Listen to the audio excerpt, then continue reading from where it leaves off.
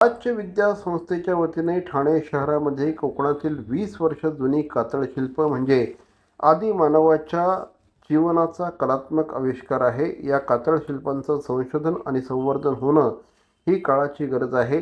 कातळशिल्पांची माहिती लोकांपर्यंत पोहोचवण्याच्या उद्देशाने प्राच्य विद्या अभ्यास संस्था, जोशी बेडेकर महाविद्यालय आणि बेडेकर हॉस्पिटल यांच्या संयुक्त विद्यमाने एका प्रदर्शनाचं आयोजन करण्यात आलं आहे. कातळशिल्पांचं हे प्रदर्शन 21 ते 26 जानेवारी या कालावधीमध्ये सकाळी 11 ते सायंकाळी 5 वाजेपर्यंत जोशी बेडेकर महाविद्यालयाच्या प्रांगणात सगळ्यांसाठी खुलं ठेवण्यात आलं आहे. जास्तीत जास्त नागरिकांनी याला भेट द्यावी असं आवाहन श्री विजय बेडेकर यांनी केलं आहे. प्राच्यविद्या अभ्यास संस्था, जोशी बेडेकर कॉलेज आणि डॉक्टर बेडेकर हॉस्पिटल या तिघांनी मिळून कोकणातले कातळशिल्प हे असं आपण प्रदर्शन इथे भरवलेलं आहे. आणखीन हेतू असा होता की कातळशिल्प म्हणजे कोकणामधले कातळावर असलेली शिल्प आहेत म्हणून आर्टवर्क आणखीन त्यावेळेला म्हणजे 30,000 40,000 वर्षापूर्वी मानवाने निर्माण केलेली एक कला आहे. ते कला लहान कॉलेजच्या मुलांपर्यंत पोचावी, त्यांच्या बाबतीत उत्सुकता निर्माण व्हावी हा त्याच्या मागचा हेतू होता. म्हणून सदाशिव कुलकर्णी नावाचे जे सिनियर आर्टिस्ट आहेत आम्ही त्यांची मदत घेतली. अंकुर काणे, आणखीन शाहीश्रुती भट आणि आमच्या कॉलेजची सगळी मुलं 100% क्रेडिट त्यांचं आहे.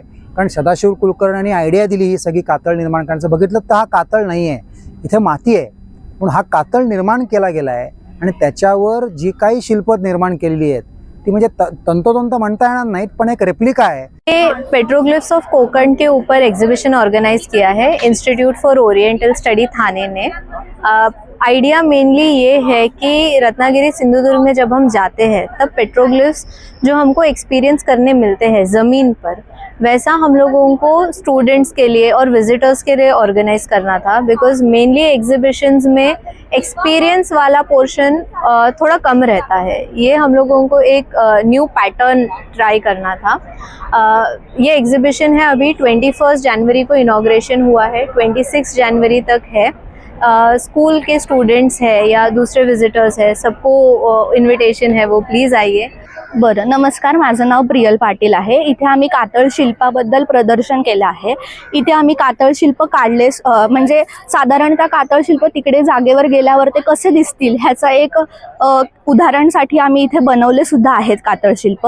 हे बनवायच्या पाठी आमचा हेतू असा होता की आपल्या इथे आता जर आपण हे पाहिलं तर भारतामध्ये खूप मोठ्या प्रमाणामध्ये आर्ट आहे, पण आपण त्या आर्टची कला नाही करत आहोत। त्या साईडला आपण जर पाहिलं तर तिकडे लोक काय करतात की कातळ शिल्प जे आहे ते कातळ तोडतात तिकडे का, तर स्वतःच्या स्वार्थासाठी। तिकडे ते लोक त्याच्यावरती झाडं उगवताय म्हणा किंवा ती आपली जागा आहे आणि ती गव्हर्नमेंटकडे जाऊ नये ह्या उद्देशाने तिकडे भित्ती मांडणं म्हणा, तर ते लोक त्यामुळे आपली जी प्रथा आहे, आपली संस्कृती म्हणा किंवा आपली जी कला जी पिढ्यानपिढ्या आपल्याला पाहायला मिळत आहे ते लोक त्याचा नाश करत आहेत।